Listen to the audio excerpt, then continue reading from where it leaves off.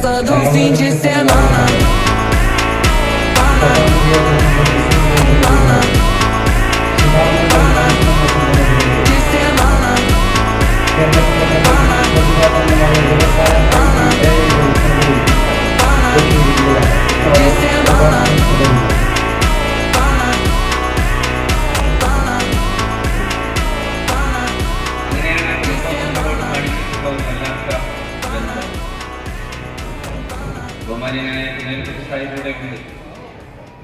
തലമുറകളിലൂടെ അദ്ദേഹം നടന്നു പോകുന്നതിനെ കുറിച്ചൊക്കെ ആലോചിച്ചാൽ മാത്രം മതിയാവും. അറ്റാക്ക് ചെയ്ത് ഇല്ലാതാക്കാൻ എല്ലാവരും കൂടി ശ്രമിച്ചിട്ടുണ്ട്.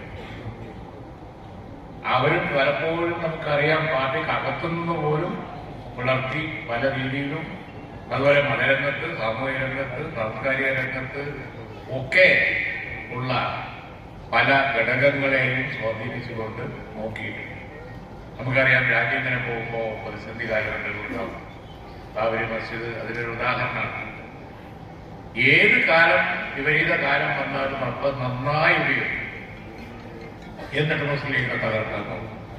കഴിഞ്ഞ 10 വർഷകാലം നമുക്കറിയാം. കഴിഞ്ഞ 10 വർഷകാലം എന്ന് പറഞ്ഞത് മുസ്ലിം ലീഗിനെ കുറ്റം പറയാനും ആളുണ്ടായി.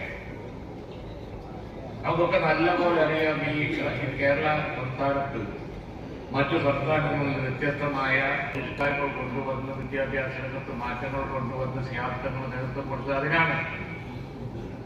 ഓരോ കാലഘട്ടത്തിലും ആവശ്യമായ മാറ്റങ്ങൾ കൊണ്ടുവരുന്ന കാര്യത്തിൽ നമ്മൾ വിജയിച്ചു.